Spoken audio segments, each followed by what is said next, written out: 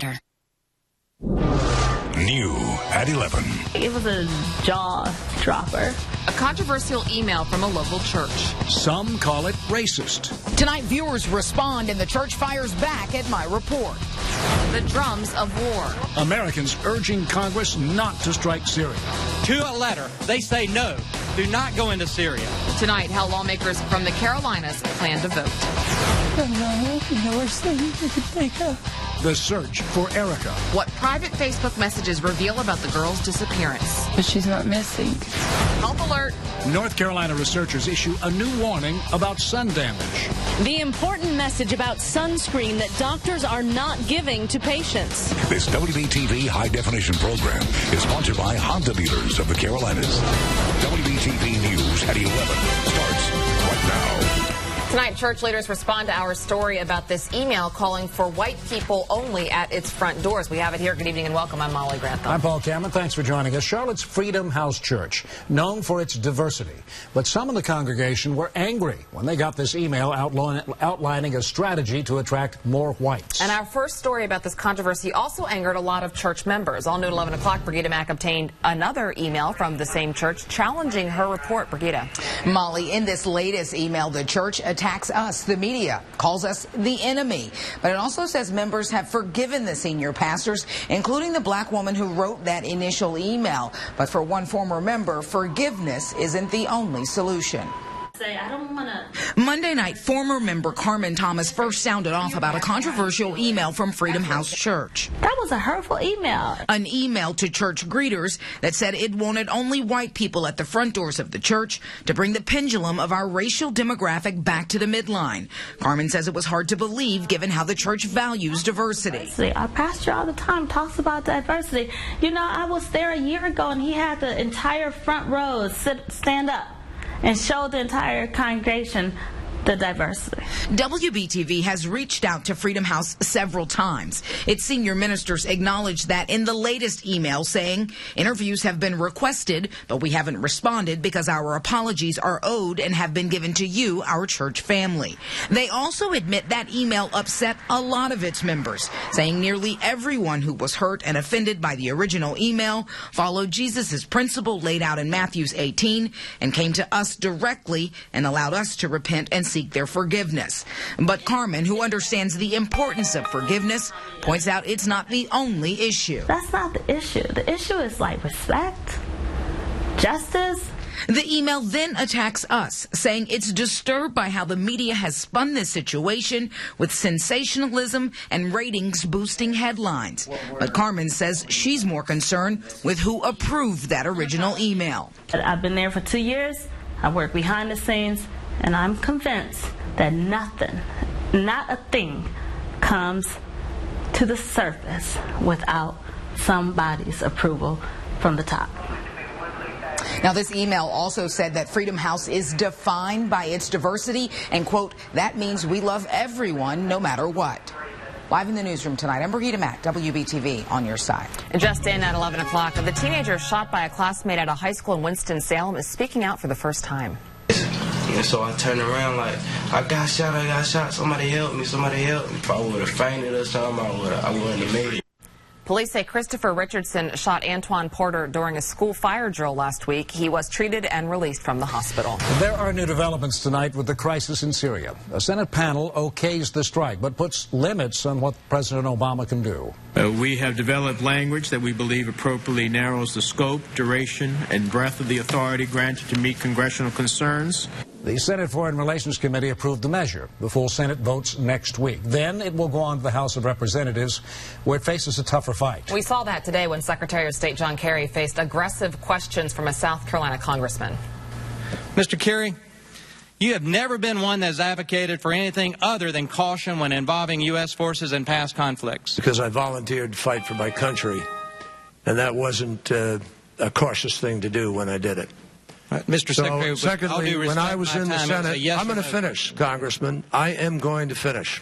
People are divided over the possibility of a strike on Syria. A Pew Research Center poll released Tuesday shows 48% of adults are against military strikes, while 29% say they are in favor. And some of the most vocal opposition comes from South Carolina. Congressman Jeff Duncan, who you just saw in that exchange with Secretary of State Kerry, says voters from his district are giving him an earful. I have spoken to hundreds of constituents. This represents about 300 emails that my office has gotten, and not a one member in my district in South Carolina, or the emails of people that have contacted my office say, go to Syria and fight this regime. With all the anger, WBTV is on your side to find out how our lawmakers will vote on Syria. From North Carolina, Senator Richard Burr, a Republican, supports military action but not troops on the ground. So does Senator Kay Hagan, a Democrat, who says it's important for President Obama to seek congressional authorization. But it's different in South Carolina. Senator Tim Scott, a Republican, told us he is undecided, but added it's important for Congress to vote. Republican Senator Lindsey Graham is very vocal in his support of military action. If we fail in Syria, if we fail to stand up for the right thing and to send the right messages, the whole region's going to go down in flames. The president is not saying whether he'll act in Syria if Congress fails to approve the strikes. But he told reporters in Stockholm, Sweden, ultimately he has the final authority to protect America's national security. America and Congress's credibility is on the line because we give lip service to the notion that these international norms are important. Stay with WBTV for continuing coverage of the crisis in Syria. We'll have the latest on any decision from Congress on the air and online. WBTV.com. New revelations tonight in the Erica Parsons case. WBTV obtained Facebook messages between Erica's birth mom and her adoptive mom, and they are raising new questions about what happened to this little girl. David Wisnett has the latest. The words are messages that went between adoptive mom Casey Parsons and Erica's biological mother Carolyn Parsons. Several times Carolyn asked for a new picture of Erica, but Casey says Erica doesn't want her to send one. The messages go from cordial to confrontational. In February 2013, Carolyn writes, "Tell Erica I say happy B-Day and I love her." Casey's response, "Carolyn, Erica is doing perfect. Don't know why all these rumors are floating around about where she is. Sandy and I still have custody of Erica. She is our daughter. We are, as parents, can allow our children to spend the night or even week with anyone who we see fit. Erica is still our daughter. I haven't sent pictures or any updates because Erica has asked me not to." The final messages are from late March of this year. Carolyn again asked how Erica is, requests to see her, and asks for a picture. Casey responds, "Carolyn, I'm having lots of things going on right this minute, and it's hard for me to get on the computer. Brooke and Erica is going to help my aunt this coming weekend in Asheville. Erica's also getting some tutoring in math while she's there from a family friend, so Erica won't be back for about a week. She got her permit, but she is so short we have to get a special pedal extensions for her, so she can't drive until then. I'll try checking my FB. Someone is hacking into my account and sending out stupid emails." David Wisnett, WBTV, on your side. You can read more of these Facebook messages right now on our website, WBTV.com. Click on our special coverage and stay with WBTV for the latest developments in the search for Erica Parsons. Some new video at 11 o'clock shows the house where a construction worker died. We just asked police for more information about how this happened, but so far they haven't told us.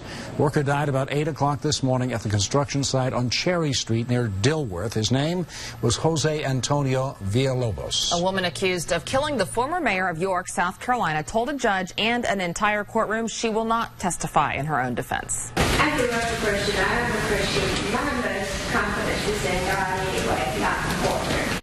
The defense rested today in the Julia Phillips murder trial. She's accused of killing Melvin Roberts. His relatives told us they were disappointed Phillips will not take the stand. Closing arguments begin tomorrow.